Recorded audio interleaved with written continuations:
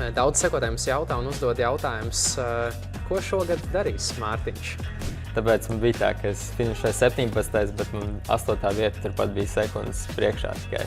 Pārējie konkurenti saprast to, ka tas tā bija, tad būtu diezgan viegli atšifrēt to, kurš kurā dienā brauks tomēr. Par to sajūtu vai kad saprat, kad ir pienācis laiks mainīt komandu? Parādījās kaut kādi rezultāti un diezgan strauji. Jādzīvo teltī arī. Tā arī bija tāda motivācija, tā kā, man īstenībā šitais patīk un varētu šo darīt. Arī tur aizbrauc mana pirmā olimpiāda īstenībā, pa ko droši vien daudz nemaz nezinu. No kaut kāda citiena ar klepu? Štā. Mēs esam gatavi. Sveiciens visiem! 4. epizode. Mums jau zem ķīveres jaunais gads sācies. To arī novēlam 26. gadā, lai daudz riteņbraukšanas, daudz dubļu, daudz arī sausu gonku un treniņu šajā gadā. Un cerēsim, ka arī mēs, podcastu komanda vai raidierakstu latviski sakot komanda, būsim ar jums kopā arī 2026. gadā. Ātri skrien laiks, jau 4. epizode, un šodien mums jau 4. viesis. Sportists Mārtiņš Blums. Ir sportists. Ir sportisti, kur ir labi.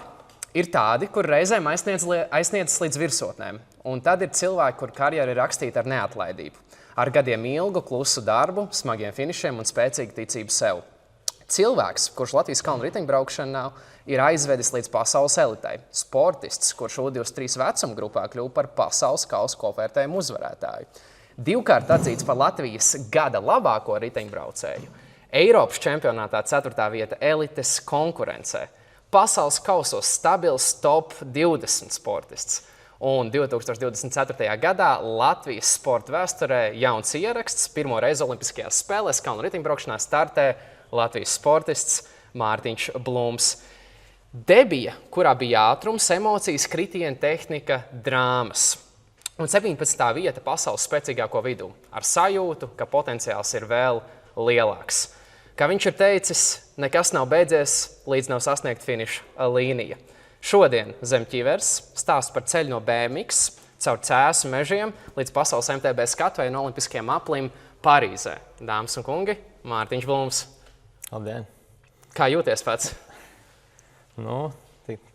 Diezgan labi. Nosauc tik daudz lietas par mani, ko es pats varbūt pat neatceros.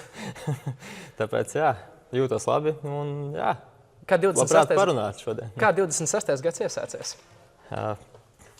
Vēl tikai pāris dienas, protams, pagājušas, bet viss notiek. Liekas, ka notiek viss kā vajag. Pats esi uzkāpis jau uz riteņa vai tagad baudi ziemu un uz slēpēm? Ja zāles trenažieri uzskatīt par riteni, tad esmu uzkāpis, jā. Un kā sanāk pašam paslēpot arī? Es domāju, ar distanču slēpēm. Jā, tīri daudz. Trasa turpat pie mājas, tā kā var labi salasīt kilometrus. Super! Ar šo iesildošo jautājumu ķeramies klāt pirmajai tēmai. Ceļš uz pasaules eliti. U23 čempions, elite un dzīve starp labākajiem. Tavs stāsts MTB elitē nav nejaušība. Tas ir gadiem ilgs darbs. No U23 pasaules kausa kopvērtējuma uzvaras līdz stabilai vietai pasaules top sportistu vidū. Daudz redz tikai rezultātu, bet neredz gatavošanos, spiedienu, progresu un brīžus, kad viss balansē uz robežu. Ja paskatāmies uz 2025. gada rezultātiem, Eiropas 13. vieta, pasaules kausa top 20, Latvijas čempionu tituli. Kas pašam ir šīs sezonas lielākais gandarījums vai sasniegums? Šī sezona iesākās slikti un turpinājās nepārāk labi, tāpēc man bija gandarījums, ka sezona beigusies no vienas puses, jo gribējās tādu nedaudz restartiņu, lai varētu visu salikt pa plauktiņiem un sākt jaunu sezonu ar jaunu elpu atkal. Kāpēc slikti iesākās? Bija ļoti smags kritiens Brazīlijā, kas sākumā paņēma gan kādus 2 mēnešus gandrīz, lai tiktu atpakaļ pasaules apritē. It kā tiku, motivācija bija, liels prieks atkal atgriezties pasaules kausā, 20. vieta pasaules kausā, viss forši, bet tika diezgan daudz darbs izlaists tajā laikā un nāca tāpat sezonas laikā arī nogurums, arī 2 reizes tiku pie vīrusa, tā kā viss nesalikās tā, kā vajadzēja. Bet kopumā, ja tu vērtē tādā progresa līmenī, tad šī sezona ir progress, vai tomēr tu jūti, ka kaut kur ir uz vietas pastāvējis, vai varbūt regress kaut kādā savā sportiskajā ziņā? Kā pašam tā sajūta? Katru sezonu jau vienmēr ir kaut kāds iegūms, lai gan varbūt nav rezultāts. Tomēr tāpat treniņu darbs ir ielikts, ir citās jomās nedaudz pieredze gūta varbūt. Ir sanācis saprast, cik slikti var būt. Ka nevajag vienkārši padoties un ir jāturpina strādāt. Tāpēc, citreiz tādas mazās lietas, tur varbūt man bija pirksta lūzums iepriekš, un tas nieks tur bišķi pabrauks uz riteņu un viss būs kārtībā, jo tagad pēc šī kritiena sapratu, ka lietas var būt diezgan slikti. Mēs tev, man liekas, redzam tādā pasaules ainā pēdējo 5-6 gadu laikā visspilgtāk. Kā pats vērtē varbūt šos pēdējos 5-6 gadus, kad es nonācu līdz tai elites līmenim, pašai augšņai, iespējams, kad ir vēl augstāko, par to mēs vēl pieskarsimies. Bet kā tu vērtē to progresu, sajūtu, pašu treniņu, fizisko, tehnisko stāvokli pēdējo 5-6 gadu laikā? Treniņu ziņā man ir ļoti laba sadarbība ar treneri. Ļoti labi saprotamies tādā ziņā un tāpat eksperimentējam. Un katru sezonu, protams, ir kāds jauns eksperiments, tāpēc katru gadu sanāk augt un kaut ko jaunu izprast varbūt. Liekas, ka sportā jau ilgus gadus, bet tomēr tāpat katru gadu tiek kaut kas jauns saprasts. Tāpēc tādā ziņā tas ir augoši tie gadi bijuši. Citādāk, uz olimpiādi arī izdevās sagatavoties, un tādā ziņā viss bija kārtībā. Pirms olimpiādas gads bija arī lielisks, es teiktu. Bija vairāk top 10 finiši, un es jūtu tādu stabilitāti ļoti labu. Bet, protams, aiz tā visa ir ne tikai komandas darbs, jo komandai viens, un it kā tev dod visu ekipējumu un atbalstu tādā ziņā, bet vienmēr tev tā kā komandai aizvedo gandrīz savu komandu, lai sasniegtu kaut ko vairāk tomēr. Kā tu pats vērtē dažreiz sportisti to saka, man tur fiziskais ļoti spēcīgs, bet pietrūkst tās tehnikas, un tas ir tas, uz ko es lieku savu lielāku uzsvaru. Vai kāds atkal saka, es esmu tur talantīgs tehniski, vai tieši varbūt arī emocionāli vai mentāli stabils, bet man pietrūkst tā fiziskā puse. Vai tu sevī arī redzi kaut kādu tādu vienu vai otru spēcīgāku pusi, vai plus mīnus tas balanss vai tie svari ir vienādi? Par to tehniski grūti teikt, tāpēc, ka ir braucēji, kas nedomā īsti par tehniku un tiešām salauž daudz ratus, daudz pārstus ratus. Tā kā, viņi it kā varētu nosaukt par tehniski labāku braucēju, bet, vai tas ir gudri to darīt un tādā veidā salauzt tehniku, par to varētu pastrīdēties. Tāpēc, es vairāk, es teiktu, tāds droši braucošs atlēts, tā kā neriskēju lieki varbūt un fiziski spēcīgs. MTB elitē vispār konkurence ir ārkārtīgi milzīga. Kas tev palīdz saglabāt to pārliecību, kad apkārt ir pasaules čempioni, olimpiskie medaļnieki, lielas komandas? Kas ir tas, kas tev dzen uz priekšu, palīdz saglabāt noturību? Noteikti tas, ka nedrīkst vienā brīdī apstāties. Nedrīkst sajusties komfortabli treniņos ar to, ko tu esi līdz šim izdarījis, jo visi aug un visi cīnās. Tāpēc, ja tu vienā brīdī bišķiņ atslābs, tad tu noteikti zaudēsi tajā brīdī. Un tas arī būs rezultātā redzams.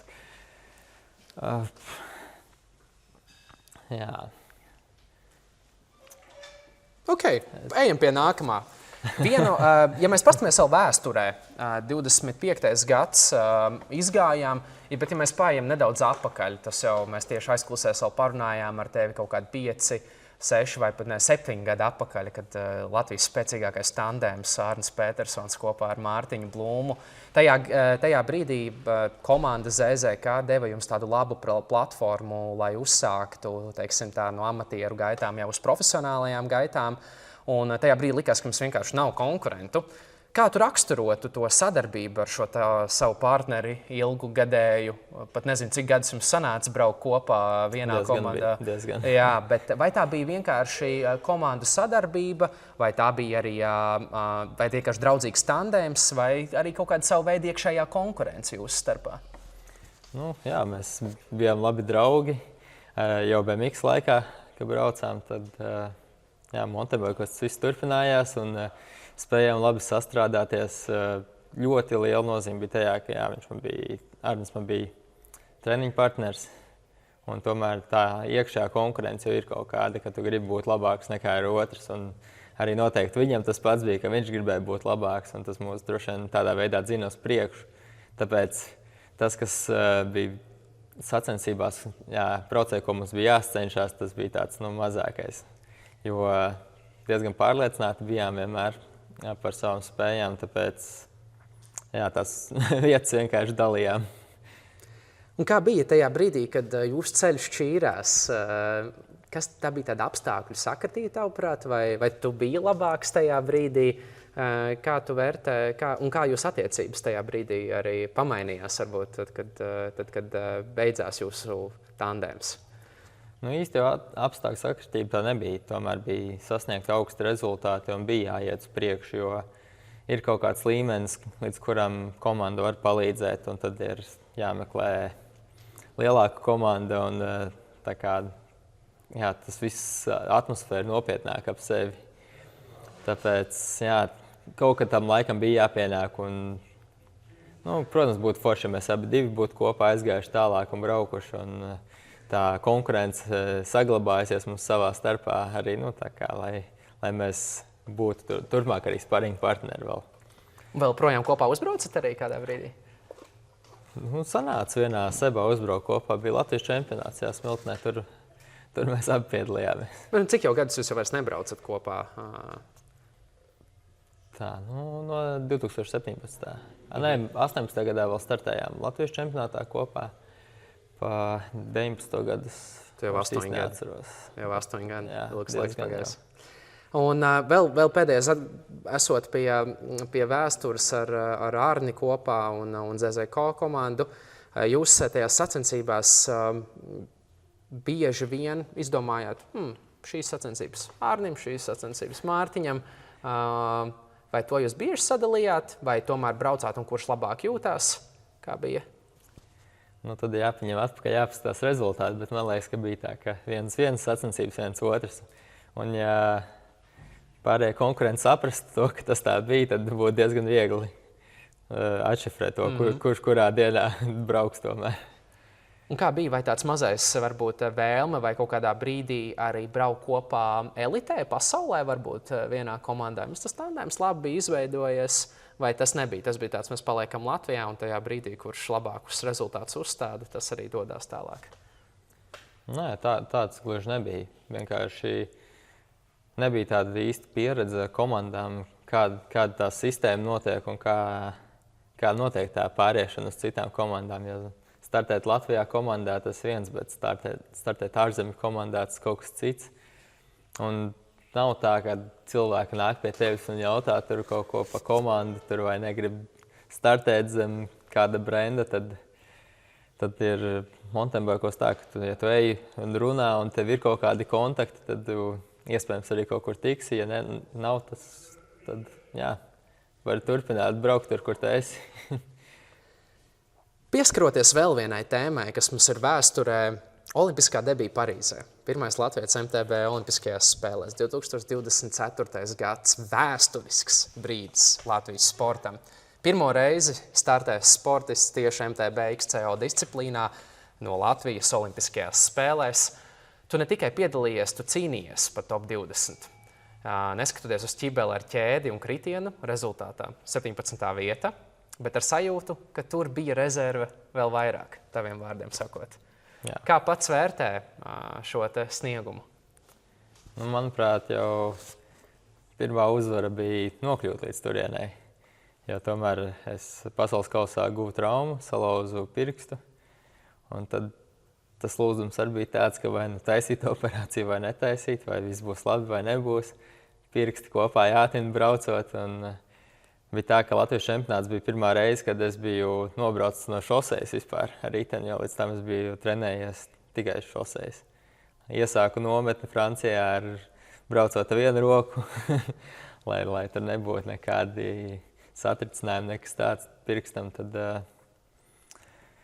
beidzu nometni un braucu uz Latviju, lai vispār pamēģinātu, kāds ir atkal.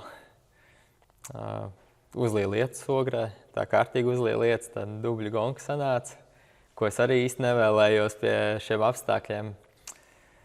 Bet tā kaut kā ar to visu cīņu tiku līdz Olimpisko spēļu startam un varbūt ļoti gandrīz par to. Pastāst, varbūt atgriezīsimies pie tā jautājuma, bet pastāst sīkāk, kāda ir tā nokļūšana? Protams, ka augsts sasniegumi citās pasaules gonkās, bet vai ir speciāli kaut kāda kvalifikācija, kas tev ir jāaiziet?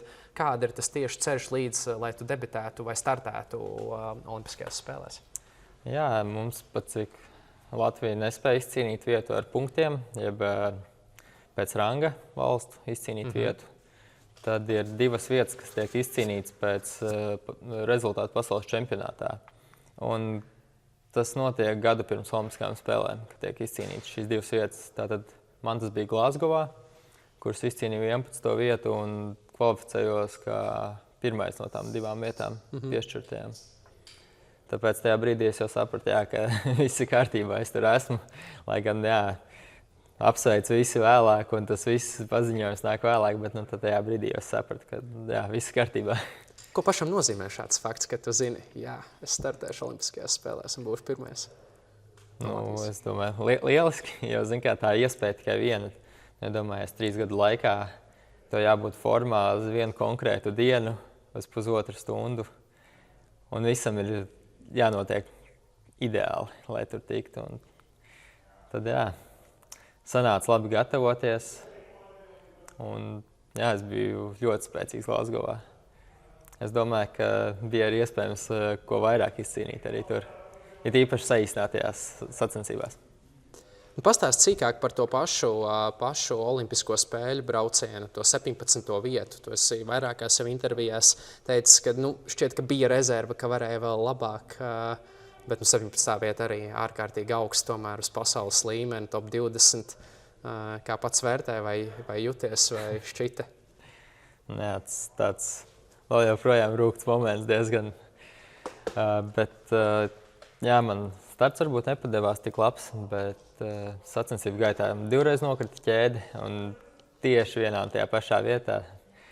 Tā kā bija cilvēki, ko es apdzinu arī 2 reizes un pret 3 reizes, ka es vēl pēc kritienu dabūju apdzīt viņus. Tāpēc man bija tā, ka es finišēju 17. bet man 8. vieta turpat bija sekundes priekšā tikai. Un tā trase ir diezgan šaura un ātra.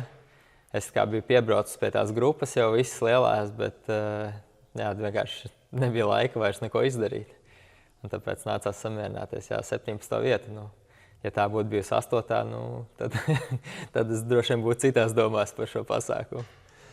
Ar tevi runājot šobrīd arī man tu šķiet tāds mierīgs, nosvērts. Kāds bija tās tavas emocijas iebraucot finišā? Tas bija dusmas, vai tas bija prieks, vai tas bija gandarījums, vai pilnīgs miers varbūt, vai trakums? Kāds bija tas pirmais, kad iebrauc finišā?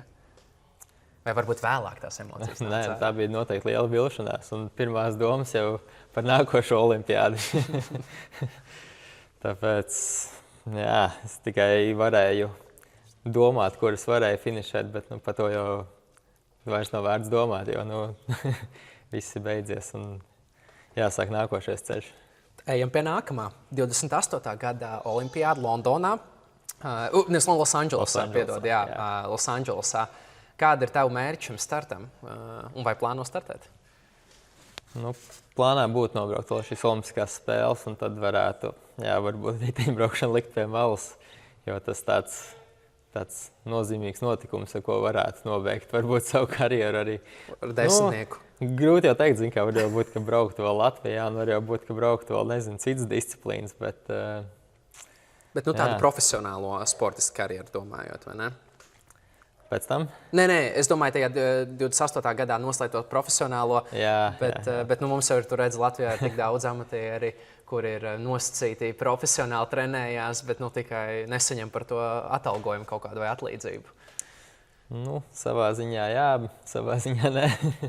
Bet, jā, to 28. gadu tiešām gribētos nokļūt tur un kārtīgi pacīnīties par to, jo tas ir bijis iespējams. Un arī 20. gads īstenībā bija ļoti iespējams. Un man arī bija tehnisks ķibels un dēļ īstenībā ļoti niecīgas problēmas, kas arī bija ķēde 2 reizes. Tad arī tur aizbraucu man pirmā olimpiāda īstenībā, par ko droši vien daudz nemaz nezinu.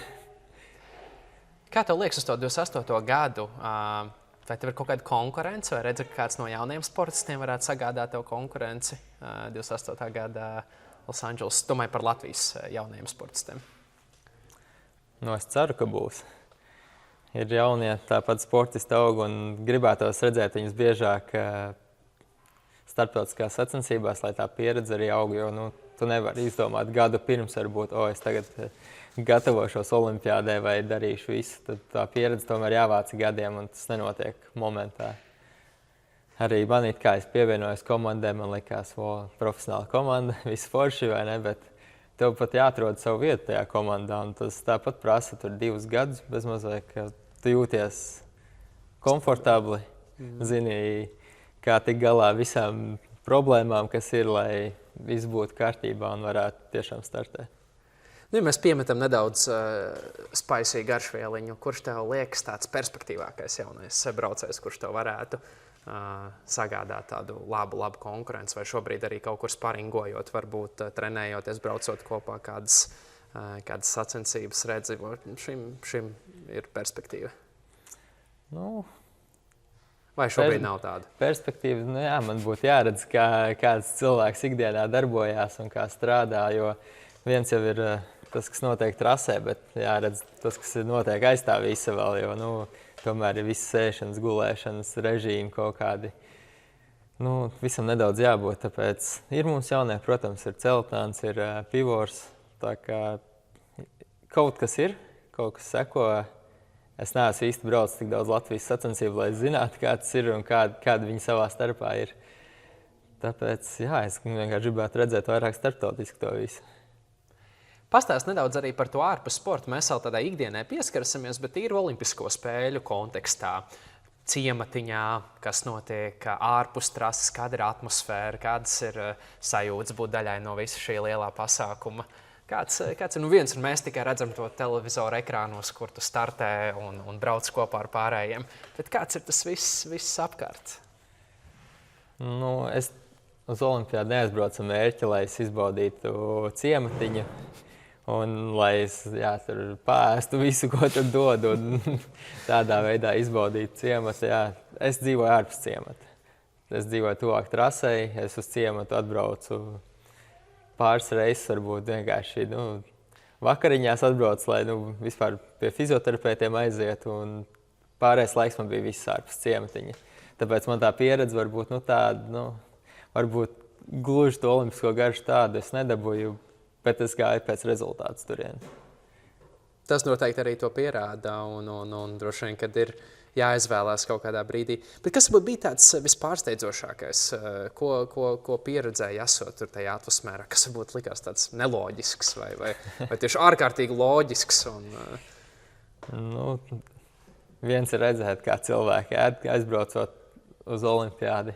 Tas ir citu valstu pārstāvji, tad likās, vai cilvēks ir atbraucis profesionālo sportu nodarboties, vai ko viņi te izdara, vai paēst atbraucis. Tad tur tikās viss likās. Interesanti bija tas, ka pilsēta viss ir uzbūvēts jauns, svaigs. Tāda pat savāda sajūta, jo kā tur būtu pilsētā viena māja uzbūvēta, bet viņas viss tur viss sabūvēts, viss ceļ, viss svaigs. Labi, protams, pašā sākumā. Pēc pāris dienām tur mainījās viss jau, ka redz riteņus jau salauzts, kuriem var pārvietoties. Jā, tā kā bija tīri interesanti.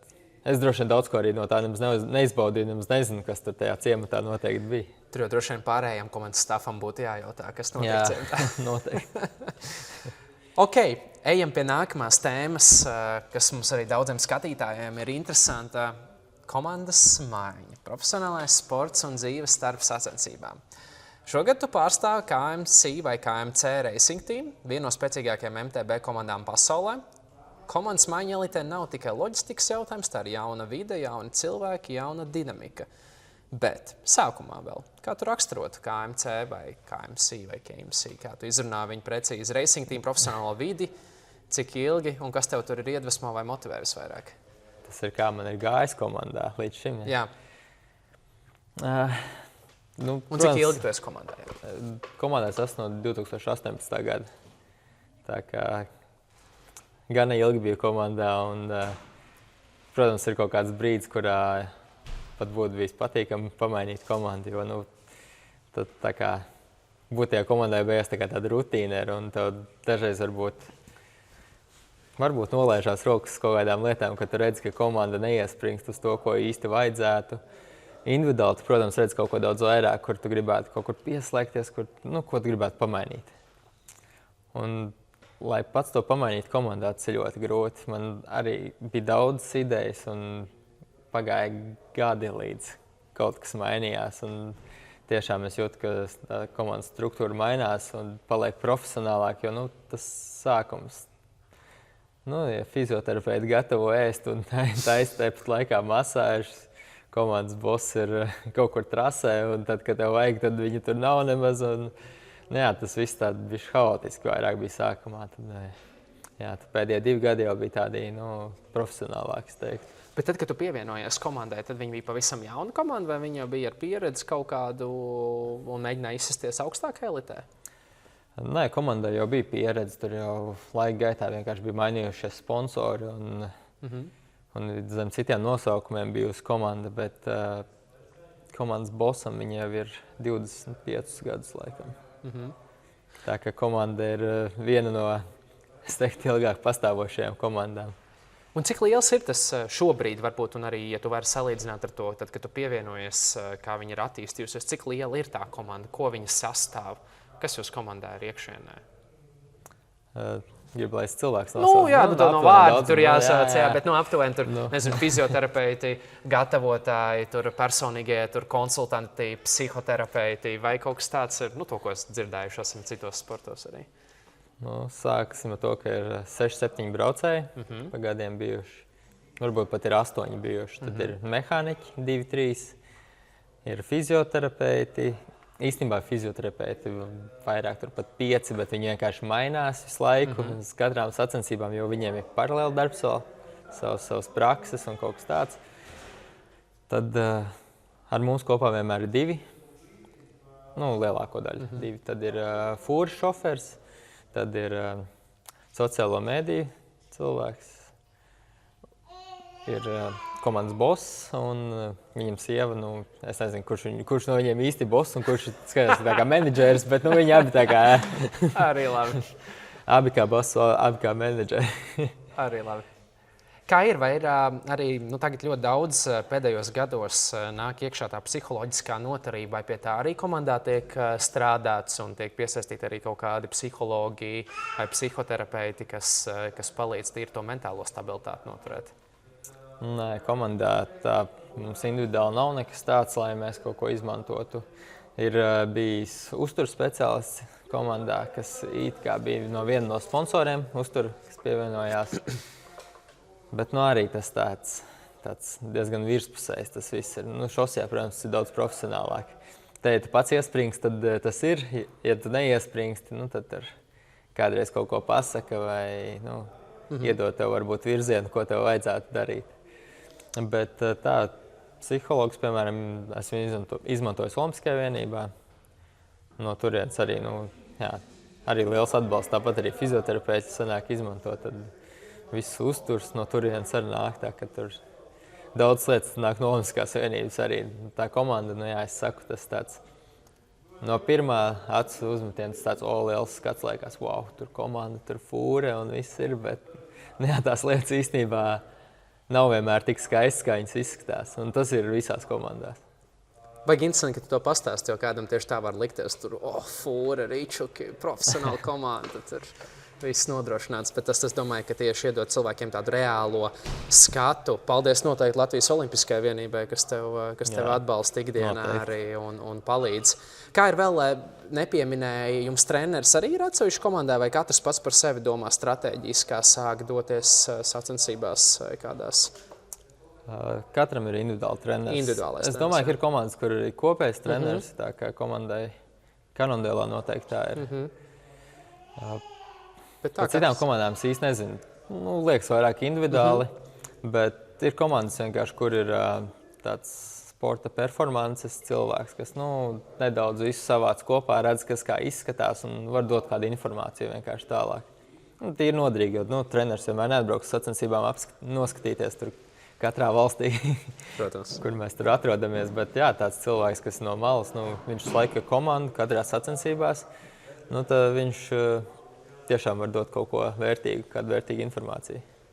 Pastāst vēl, ko sastāv tā profesionālā komanda, pieņemsim, varētu interesēt cilvēkiem budžeti kaut kāda veida. Piemēram, cik maksā tur velosipēds tavs, ar kur tu brauc sacensībās, un cik tev ir velosipēdi? Mēs esam dzirdējuši no Tomas Koiņa, viņam tur 10 velosipēdi tiek iedot uz sezonu visa veida. Kāds ir tas nodrošinājums kalnu riteņbraukšanā? Tas arī īstenībā ļoti individuāli komandās, cik cilvēki, cik braucējs paprasa riteņus vai cik disciplīnās piedalās. Kāds brauc cyclocrossā, mēs zinām, cyclocrossā vajag vairākus riteņus. Tā, ka tur, 2-3 riteņi jau ir tas uzreiz. Tāpēc es tādu disciplīnu nebraucu, un man tādas riteņas nevajag atkal. Gravela riteņi tagad populāri, gravela riteņi jau man tās jau katram braucējiem. Tad ir mountain bike vismaz 2. Kādā komandā varbūt izmanto full suspension, kas ir ar abiem amortizatoriem. Kāds izmanto tikai priekšējo, un tad ir tā, ka tur, kur ir opcija, droši vien komandā, tur ir abi riteņi, vai pat, visticamāk 4 riteņi, 4 mountain bike. Un tad manā gadījumā es braucu ar full suspension, tad man 2 riteņi pilnīgi pietiekami. Šoseis velosipēds, tad vismaz 4, tas, manuprāt, diezgan pietiekami. Tagad jaunākās tendences ir 4 jau baterijas ir virsū jau uz mountain bikeiem. Cik tev ir baterijas? Man ir... Ja tev ir tāda tipa pārslēdzēja, protams. Ir viena baterija tikai. Ir jau audzes mērītājs. Jā, skaidrs. Pat pārslēdzējs nav. Nebija līdz šim. Jā, ok. Un nedaudz parunājam par to, ja tev nav noslēpums, protams, par apmaksu vai darbu, tad tu esi profesionāls sportists.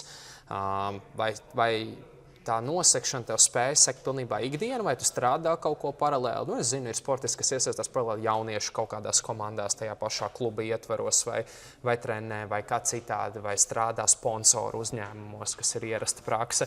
Kā tā tava ikdiena izskatās? Vai tu tīri trenējies un brauc disciplīnās? Es teiktu, ka mountainbikos un šosejā to īsti nevar izdarīt profesionāli līmenī. Tu nevari nekur startēt, tu nevari strādāt nekur citur noteikti, jo tev treniņi paņem ļoti daudz laika. Man gada arī tie tuvojās 1000 stundā, tad tas jau ir 3 stundas dienā. Tā kā nav īstam laiku, un ņemot vērā, ka tas viss ir ar kaut kādu mēnesi atpūtu vēl iekšā. Tad jā, nekam citam noteikti nav laika, bet komanda maksā, tas ir darbs. Protams, kāds, kuram ir līgums arī. Tāpēc, ja ir labs gads, tad visi forši, ja gads nav labs, tad ir pagrūti un baigi jāsaspiežās. Bet, aptuveni tu vari neteikt savas summas, un to mēs tev arī neprasam, bet kādas ir tās aplēses plus mīnus mountain bikos? Mēs redzam šosejā, tur tādējām Pogačaram ir 50-60 miljonu līgumi gadā, tas ir pirms nodokļiem, neskaitot vēl reklāmas, bet kādas ir tās aptuvenās izmaksas mountain bikos? Zinot arī tevi kā to braucēju. Baigi mainīgi, es pat nezinu, kā kurā komandā, jo mums nav tāds pamata alga, kas varētu būt tā kā minimums, jo šosē minimums kaut kāds noteikts, tad zini, ka tas ir vairāk. Mountainbikos grūti teikt. Es zinu, ka bijušā komandā paņēma braucēju, kur arī braucējiem nav alga, piemēram, vispār. Tāpēc tagad diezgan tajā visā velo tirgu ir tādā ziņā salīdzinoši liels problēmas. Un es neticu, ka alga ir lielāka, kā tā bija iepriekšējos gados. Tomēr tie gadi, kad bija Covid, tie bija labākie gadi. Viss notika, un tad tagad, es teiktu, 26. tāds nedaudz problēma gads vispār komandām. Tad pievirzamies pie tā, noslēdzot tagad par tavu komandu. Daudz sekotājums jautā un uzdod jautājumus, ko šogad darīs Mārtiņš? Kur šogad brauks Mārtiņš? Vai varbūt var pastāstīt, kāds tad ir plāns nākamajam? Vai šim precīzāk 26. gadam? 26. gadā es braukšu privāti. Tas ir pateikts. Tas ir pateikts. Tā kā nebūšu nekādā starptautiskā komandā. Būs ļoti interesants kalendārs, to gan es varu pateikt. Var ieskicēt? Labāk tas, lai paliek, bet būs interesanti. Labi, vismaz kaut ko. Latvijas čempionātā. Latvijā būs, Latvijas čempionātā. Varbūt šoseis čempionātā. Latvijas čempionātā šosejā nobraukšu. Vienmēr gribējis to nobraukt un redzēs, cik daudz būs enerģija, jo viņš tāds diezgan iespiests starp pasaules kausiem sanāk. Varbūt tas sanāks. Varbūt maratons arī atkal. Vivus MTB maratonos arī startēs? Kaut kas sanāks, jā. Es domāju, kaut kas sanāks. Un tad tā varbūt arī iespiest tikko no lidmašīnas gandrīz, bet varētu būt, ka sanāks kaut kas. Ļoti labi. Mēs jau tieši arī iepriekšējā epizodē, kad mums Oskars Možnieks bija, viņš teica, ka viņš gaida jaunos sportistus. Mums ir viens jaunais sportists, kas startēs atkal Vivus MTB maratonos un sagādās konkurences. Par to prieks. Kā ir pastāst varbūt par to sajūtu, vai kad saprati, kad ir pienācis laiks mainīt komandu? Kas bija tie galvenie varbūt iemesli, ka sportiskie, emocionālie, profesionālie, citi apstākļi? Viens jau bija tas, ka man bija līgums uz gadu tikai, tāpēc man arī līgums gājas beigām. Man iespējams bija iespēja pievienoties kādai mazākai komandai, bet pievienoties mazākā komandā, tas nozīmē pievienoties komandai mazu budžetu noteikti, ar atkal velospēdiem, ko tu nevari izvēlēties, kur tu nevari izvēlēties aprīkojumu, kur tev jāstartē to, ko tev dod. Un tā ir arī, manuprāt, ļoti liela problēma īstenībā starp komandām. Tāpēc, ja ir tās top komandas, tad tev ir tas top ritenis, bet reizēm ir tās lietas, kurā rītīgi negribētu startēt un kas sagādā tik daudz problēmu. Tāpēc, sanāca tā, ka man bija arī slikta sezona. Tur pietiekami daudz sakritības bija. Kas ir normāls process. Un, no vienas puses es pat varbūt to gaidīju, jo beigās arī es tajā komandā biju pavadījis tomēr jau 7 sezonas sanāk. Tāpēc kaut ko nomainīt īstenībā citreiz varbūt nenāk par sliktu. Pieskaroties vēl pēdējam jautājumam un tēmai par tavu treneri Jānis Mūsiņš. Teica, ka ļoti laba sadarbība ir bijusi līdz šim. Vai turpinās sadarbību, komandas maiņa, bet ar treneru turpinās sadarbību? Ar treneru turpināšu sadarbību. Un arī iespējams būšu vairāk ar viņu sacensībās.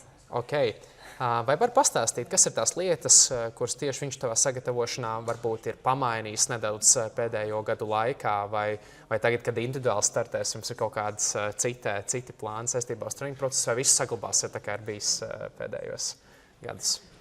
Vienmēr jau kaut kas mainījies. Arī labākajos gados, kad ir gājis, arī top 10 daudz bijuši, tāpat nepaliec pie tā paša plāna. Tev vienmēr jāiet uz priekšu, un tev katru gadu nāk kāds jauns gadžets klāt, kam ir, no kā ir jāvāc dati. Un arī šogad būs vienas īpašas sacensības, kur augstākā vieta ir pie 4000 metriem. Tā, ka tas ir arī jauns izaicinājums, kā kaut kam tādam sagatavoties vispār. Mums tā kā to lietu netrūkst, ko testēt, tāpēc arī šobrīd kaut ko testēju. Bet pastāstīju, šis ir, man liekas, ļoti interesants. Tas, kas varbūt kādam amatieru varbūt nav nemaz zināms. Labi, mēs zinām amatieru, varbūt tādu sportistu plus mīnus, ko mēs esam dzirdējuši arī gan mūsu podkāstā, gan citos intervijās, kā trenējas tie sportisti vai izmanto kaut kādas mērierīces. Kas ir tas, kas varbūt nav no tāda standarta, ko tu vēl papildus mēri, vai ir tāda neatņemama tava sastāvdaļa, var nosaukt arī to standartu. Un plus vēl kā varbūt ir tā tava ikdienas treniņu grafiks, kas ir tas, kā tu trenējies gan sezonā, gan off-seasonā? Nu, tāds 3 daļās, ja mēs sadalām pirmo pa gadžetiem, mēs varam parunāt. Jā, gadžeti, ko izmanto jaudas mērītē, tas standarts, bet, klāt nāca ar laiku temperatūras sensors. Ķermeņa temperatūras sensors. Jā, bet tas nav varbūt pat nekas jauns. Šobrīd jaunākais, kas nācis klāt, ir elpošanas sensors. Kā tas tiek mērīts? Tā kā pulsa jostiņa, tikai viņš ir uz muguras. Aha. Jambovizmu komanda izmantoja, iesāk ar viņu. Tā kā, ar to arī tiek dati vēl joprojām vākti tāpat. Jādzīvo teltī arī. Augstkalns, tas jau nav nekas jauns, jā. Tā kā, pietiek lietas, ko darīt. Ko vēl tādai ikdienai tu izmanto? Ir pulksteni, ļoti skaties arī savu miegu, guli ar pulksteni, kā to balansē? Es izmantoju to pašu iekārtu, kas tev uz rokas ir. Tas ir viens, protams. Par vulpu mēs runājam. Jā. Tas tiek izmantots. Tur ir pietiekami daudz datu īstenībā. Tur, es teiktu, neko citu nemaz īsti nevajag. Tur ir vairāk, kā varbūt pat vajag. Es pat viņā tik daudz varbūt neiedziļinos, kā vajadzētu. Tu vienkārši tā var pastīties līdzi vai daudz maz kvalitīvi guli vai ja kaut kas nāk virsū no baciļiem vai kaut kas tāds, citreiz arī var pamanīt varbūt laicīgi. Tāds it kā vajadzīga lieta, bet varbūt citreiz labāk pārāk daudz uzmanību nepievērst, jo varbūt zini kādreiz tu redzi 90%, bet tu nejūties. Tieši tā. Tu tā nejūties. Tieši tā, tas viss ļoti subjektīvi, jo tas viss jāņem ar noteikti pietiekami lielu daļu kritikas. Kur pašam pats ņem to to jostiņu, tur ir, es zinu, uz bicīša ir ap roku turams ir viņai, vai arī ir viņiem tie šorti, kur pašam liekas visvairāk, vai tāpatās no locītavas? Nē, tāpat locītava, tas tāds standartiņš. Droši vien uz bicīša jāliek vairāk tad, ja tev ir jāslēp viņš ir cits sponsori. Ir jau bijis, kad ļausbīda virsū jāvāk rociņa. Tas jau tāds standarts. Bet...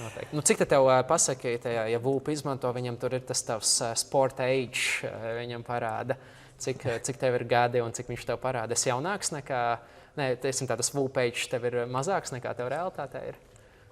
Par 0,1 reizi tikai. Bet pēc nesezonas viņš tas age nāk tuvāk ciparam. Varbūt sezonā viņš atkal uzlabojās pēc tam. Tas tā laikam periodiski varētu būt. Paturpinām tālāk par tavu sportistu ikdienu. Kā tavi treniņi, kā tu aizved treniņus, kā tu trenējies, kā tu strukturizē to savu ikdienu? Treniņi tev agri no rīta vai pa dienu? Kā tavu ikdienu izstās? Gan sezonā, gan off-seasonā? Off-seasonā jau nav treniņi. Ir jāpaņem mēnesis brīvs aptuveni. Bet tu sēdi dīvānā un skaties Netflixu? Arī aizņemts. Bet pasportot arī kaut ko sanāk vai pilnīgi tā, ka bez sporta? Nē, šogad pilnīgi tā, kā bez pilnībā? Jā. Citreiz bijis tā, ka tev gribās kaut ko darīt un tu turpini, bet nevienmēr tas labākais, ko darīt. Tomēr vajag to kaut kādu brīdi varbūt bez tā riteņa un būt no tā visa prom. Bet tu arī nepaskrien neko un nepaies džimžu zāli? Pilnīgi bez tā? Šogad pilnīgi, jā. Kā nebūs grūti atgriezties apakaļ? Daži saka, ka es tur paņemu 2 nedēļas vai 3 nedēļas brīvas un nevaru vairs uzkāpt uz tā rīčuka. Nē, es jau biju Spānijā uz nometni, biju 3 nedēļas. Sabraucos pietiekami daudz kārtīgi bāzi, ieliku stundas savākts, tā kā viss kā nāks. Es domāju, tas neko nemainīs. Un kā ir tā standarta sezona, kā tev tad, kad tev ir on-seasons vai aktīvā sezona, kā tā ikdiena tev izstāst, cik treniņi dienā, vai tikai uz ričuka, vai arī liec iekšā svaru zāli, citu veidu treniņus? Tāpat 1 līdz 2 treniņi dienā. Tādas ir īsākas dienas, tad ir 2 treniņi, vai vienkārši, piemēram, aiziet 3 stundas uzslēpoju, pēc tam tur pusotru stundu zālē vakarā. Tad it kā tāda garāka diena, bet no otras puses, ja tu brauc riteni, tur 5 stundas, tu droši vien otru treniņu īsti netaisīsi. Ja vienīgi neesi nometnē. Nometnē var uztaisīt otru, bet mājās tāpat vēl ir bišķi cits lietas arī, ko darīt. Ok. Ejot tālāk. 4. tēma – saknes Latvija, jaunpiebalga un sports kā dzīvesveids. Tu esi cilvēks ar saknēm Latvijā. Cēsu, Puses kalni. Pirmie BMX treniņi 6 gadu vecumā. Pirmais treneris Jānis Ķipurs. lai arī bieži startē ārzemēs, turpina parādīties arī Latvijas sacensībās. Un šogad uzvarēja arī Pivasala MTB maratonu posmu Jaunpiebalgā, kur Oskars Možnieks vēl teica, kad Mārtiņam palika pa garlaicīgi, viņš piecēlās kājās un vienkārši aizbrauc. Bet parunājot vēl par bērnību. BMX 6 gadu vecumā, pirmie treniņi, pirmie treneri. Kas bija tas lūzuma punkts, kad saprati, ka riteņbraukšana nav tikai hobijs? Vai tas jau bija no bērnības sapnis? Nē, man bija sākumā sapnis noteikti. Tas bija pirmais BMX braukt, jo man brālēni to darīja. Tāpēc trases malā varēja noskatīties, man tajā brīdī gan veselība to neļāva īsti. Tāpēc, kādu laiku noskatījos un tajā pats varēja nodarboties BMX. Un trasīt arī bija turpat Cēsim blakus. Lai gan kādreiz bija Arzas trase, bet tajās pat īsti nebija patrenēties. Tas viss sākās Uplandos pa ceļam uz Rīgas pusi. Tā kā bija tuvu trase un bija forši pulciņš. Tajā laikā jau tur visi vecāki tur, vairāk iesaistījās tajā visā sportā. Un es nezinu kā, bet liekas, kādreiz visiem bija vairāk laika. Tāpēc, bija ļoti patika tas, atceros, Kurā brīdī tu pārgāji vairāk uz tādu mountain bike un to BMX palika malā? Pirmā problēma bija tā, ka mums nojauca trasi. Tad bija jābrauc uz Valmieru. Un, kā tu paliec vecāks, tad treniņi paliek nopietnāk. Varbūt pat vajadzētu 2 reizes dienā būt trasē. Tad no Cēsina 2 reizes dienā braukt uz Valmieru vai nereāli. Ja vienīgi nedzīvo Valmierā. Tad man vēl nāca trauma klāt, pārāk krusteniskās saites. Un bija jāsāk braukt ar riteni, jānostiprina kājas vairāk. Tāpēc mountain bikes bija labs variants. Sāku to braukt. Izdomāju, piedalīšos sacensībās kādās. Sākumā gan ar tēti, tur bija joka pēc. Vienības brauciens Siguldu. Tur visi pirmsākumi. Bet, parādījās kaut kādi rezultāti un diezgan strauji, es teiktu. Un tā arī bija tāda motivācija, tā kā, man īstenībā šis patīk un varētu šo darīt. Tāpēc pievienojos pēc tam ZZK komandai. Arī bija bāzēta Cēsīs, visu spēju vienkārši. Arnis arī dzīvoja Cēsīs, abi varējām doties uz treniņiem. Tad, protams, tur bija vēl braucēji tajā laikā, kas trenējās, bet viss bija ļoti parocīgi, forši. Sākumā viss joka pēc, pa priekam, un arī tas droši vien palīdzēja. Bet, sākām braukt pa priekšu arī sporta klasē, un kādu laiku braukšu pa priekšu arī pamēģinājām pasaules kausu. Visu laiku gaitā kaut kā salikās un notika forši. Bet ZZK jums arī bija daļai profesionāli, vai tas bija tāds amatieru, kur palīdzēja ar kaut kādām sacensību izmaksām, ikdienas izmaksām, tur treniņu formas, ritenis? Profesionāls to noteikti nenosauktu, jo tad tomēr vajadzīgs ļoti liels budžets, lai tas viss būtu mēs zinām, profesionāli. Rietumbanka bija laikam vienīgā, tur profesionāla komanda tajā brīdī tur Latvijā. Un tāpat viņi bija kontinentālā komanda tomēr, it kā profesionāli, bet kontinentālā komanda mūsdienās ir kontinentālā komanda tomēr. Un tas ir tāds 3. līmenis, teikt. Bet bija ļoti forši, mums bija ļoti labs sparings ar viņiem, un es domāju, tas bija vispār ļoti liels pienesums kāpēc mēs bijām tik labi. Jo mums vienmēr vajadzēja kādu taktiku, lai uzvarētu, un tomēr šoseis braucēji tomēr varēja arī kaut ko pagriezt. Labi, nebija tik labi tehniskās vietās, bet, manuprāt, tas bija ļoti liels iegūms mums. Labi. Skatoties vēl uz Latvijas MTB līmeni kopumā, kur mēs esam stipri, kur mēs vēl varētu augt? Kā tu vērtē šobrīd MTB līmeni Latvijā? Maratona ziņā es teiktu, ka ir diezgan labs līmenis, es teiktu. Bet tad, kad pabraukā pārzemēm apkārt un redzu, kā citi amatieri brauc, tad es teiktu, ļoti pietrūks tehniski, ļoti atpaliekam tehniskā ziņā. Tad, kad es braucu gadus atpakaļ Spānijā, daudzdieну maratonu, un saprotu, ka man jābrauc te nobraucienu, viņi ir tādi izskaloti un ritīgi briesmīgi. Un tad pašam likās reizēm ok, labi sajies. Un tad liekas, amatieriem pa tādu jābrauc, tad es nezinu, kā viņi tur brauc. Es īstenībā gribētu redzēt, kā viņi brauc, bet gan jau, ka viņi brauc pa turien. Tāpēc, jā, mums Latvijā nekas tāds īsti nav tik līdz sāks, kas grūtāks. Tā cilvēki tā kā paiet no tā malā, bet es teiktu, ka būtu jāmēģina un ir tas līmenis tomēr kaut kādā veidā jāaudzē. Un mums ir foršs seriāls XCO, kas nav pārāk sarežģīts un vienmēr ir iespējas visur apbraukt, visam sarežģītiem arī apkārt, ja nu bail ir vai kā, bet jā. Kā tu vērtē varbūt vidī Latvijas riteņbraukšanas arī federācijas lomu? Redzi, ka jauniem sportistiem ir maksimāls iespējas attīstīties, vai tomēr mums vēl ir kaut kādas lietas, kur tu redzi, šeit es pats, kā Mārtiņš, varbūt varētu dot pienesumu vai vajadzētu uzlabot? Vienmēr varētu dot pienesumu, bet tas viss prasa laiku un tas nenotiek tik ātri. Tomēr tur kaut ko tu redzi gadu laikā pēc tam, ka kaut kas tiek izmainīts. Nenotiek tas viss uzreiz. Bet, protams, ja man pajautā kādu plānu salikt nedaudz sacensību vai uz kurien labāk braukt, vienmēr var ieteikt tādas lietas. Tāpēc kaut kādu mazu pienesumu es varbūt varu dot to ceļu ievirzīt pareizo, jo iepriekšējos gados, kas ir redzēts, pat taisno doties uz pasaules čempionātu kā pirmajām sacensībām, tā nebūs īstā vieta. Jo viens ir startēt kādās mazākās sacensībās, finišēt, gūt gandarījumu, saprast, kur jāpiestrādā, un tad otrs, ka tev tur 3 apļus pirms finiša jau noņem nost, tad droši vien tā motivācija arī pēc tam īsti nav. Tāpēc jā, tāda laba struktūra būtu tāda pirmā lieta, ko izdarīt,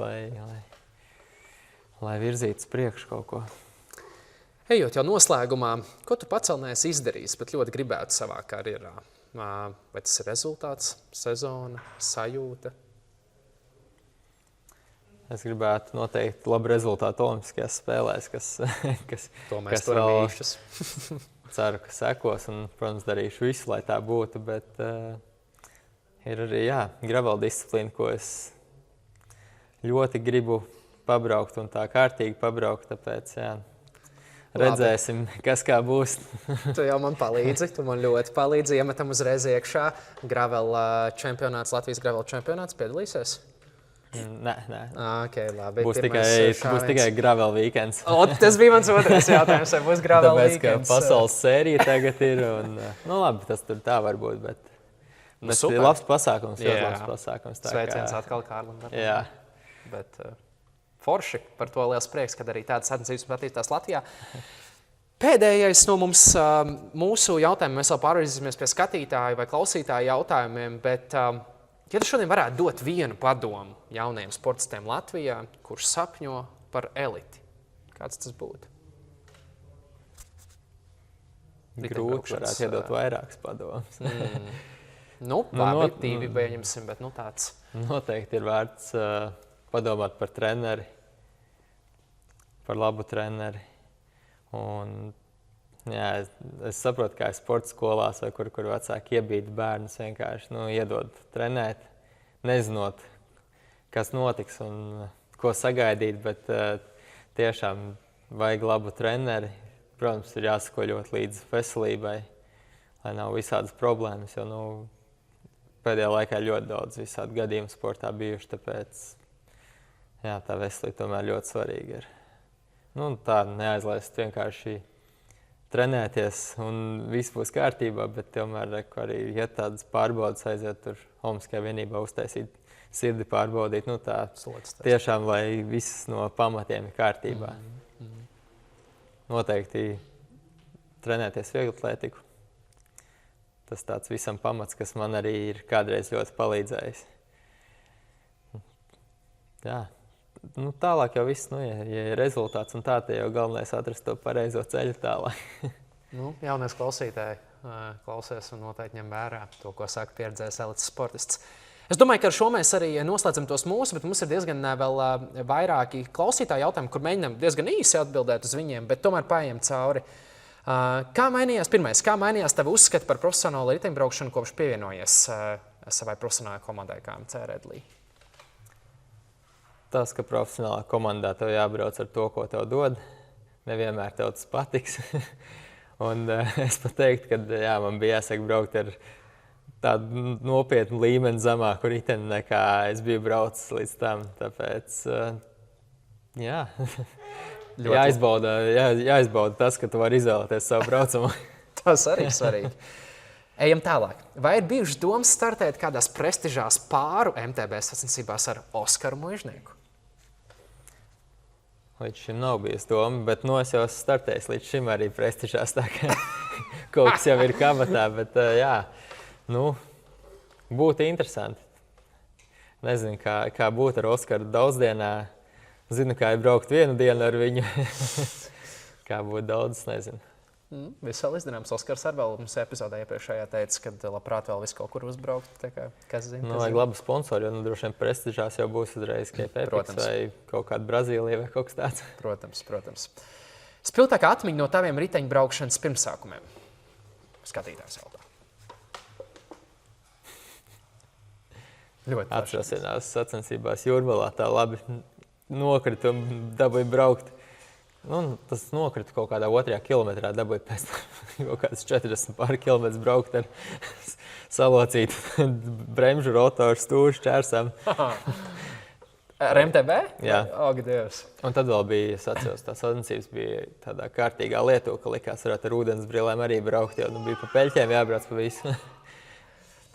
Ejam tālāk. Vai Ogres XCO trasa ir tava favorīta trasa? Droši vien tur domās no Latvijas trasēm. Vai vispār varbūt arī? Es vienkārši neesmu visās nemaz braucis, tāpēc grūti teikt. Bet no tām, ko esi? Nākošais gads, šogad tas ir, jo būs jauna trasa. Man vismaz jauna trasa, tāpēc pagaidām jau droši vien, ka Ogra jau ir kāda leciena, kaut kas bišķi tehniskāks. Tu brauc chicken lines vai lec visur? Nē. Tas bija testa jautājums. Labi. Ko šodien izdarīt jauniem sportistam, lai brauktu pasaulē? Mēs te varbūt sasaucās ar to mūsu jautājumu nedaudz kopā, bet jau ir vēl kaut kas. Ko šodien izdarīt jauniem sportistam, lai brauktu pasaulē? Aiziet uz treniņu. Tāpat kā pārējās dienas. Perfekti. Jo tas būs visu laiku un tas jādara konstanti.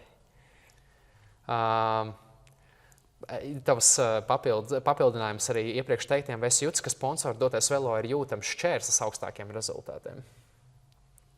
Ir tā bijis. Jā. Līdz netiek novērstas problēmas. Tiešām bijušas tādas lielas galvas sāpes ar ekipējumu. Bet nē, ka viss strādā, te jau ir arī rezultāts. Ideālais riepu platums Latvijas MTB sacensībām 2,1 vai 2,6?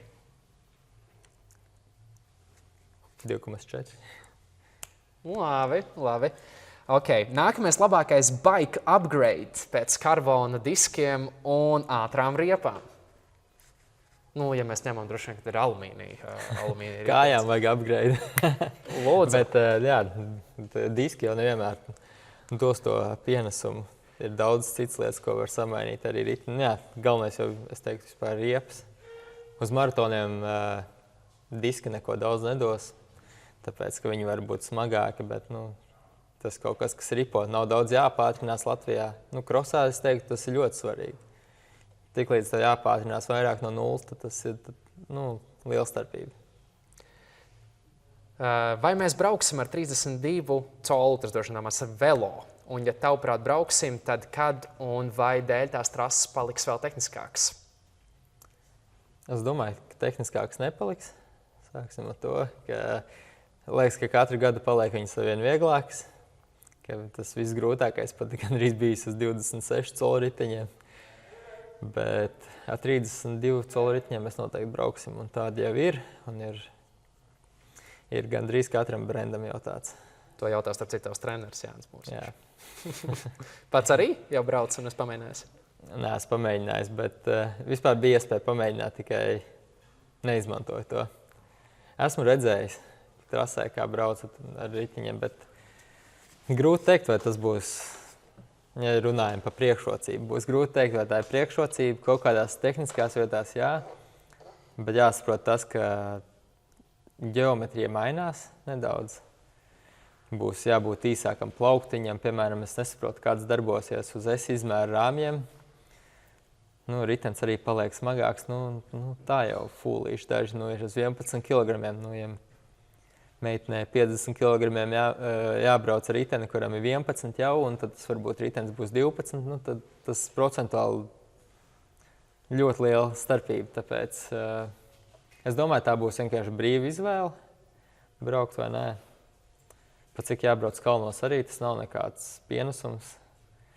Rati smagāki, tas arī nav nekāds pienesums tieši uz pātrināšanos.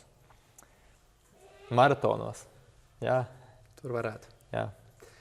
Labi, un noslēgumā pēdējais un tev jāuzmin, kas tu uzdod. Cik ļoti Mārtiņam garšo medus? Oi. Nu, garšo, bet ne tik ļoti. Uz rupmaizītes vai pie tējas? Pēdējā laikā neesmu nevienā veidā lietojis. Pie putras ir gājis varbūt. No. Un kurš uzdod šo jautājumu? Oi. Ārnis. 10. Nākamais būtu bijis Kārlis. Ārnis arī uzdod Ārnim Pētersonam šis pēdējais jautājums. Nu, paldies tev, man liekas, par ārkārtīgi interesantu epizodi. Ap stundu mēs arī esam un ļoti labi iekļāvāmies. Mums ir neliela dāvaniņa tev, ja mums var fonā kāds tur padot. Kur mums tur stāv, jā. Mums tev no mūsu sponsoriem ir tāds kamerā iekšā. Ir Segafredo, Zenetī kafija. Kafija lieto? Jā. Nu, tad aizies pat ļoti pārāk daudz varbūt. Nu, varbūt to medu ir kas dara ar medu arī. Kafija ar medu? Oi, nē. Labāk nevajag bojāt labas lietas. Labi. Paldies tev par foršo epizodu, lai izdodas viss karē un ceram redzēt tev Latvijas sacensībās šogad. Tad jau kaut pārmirsim kādu vārdu vēl. Jā, paldies. Paldies visiem. Čau. Nu, forši. Ļoti labi. Baigās.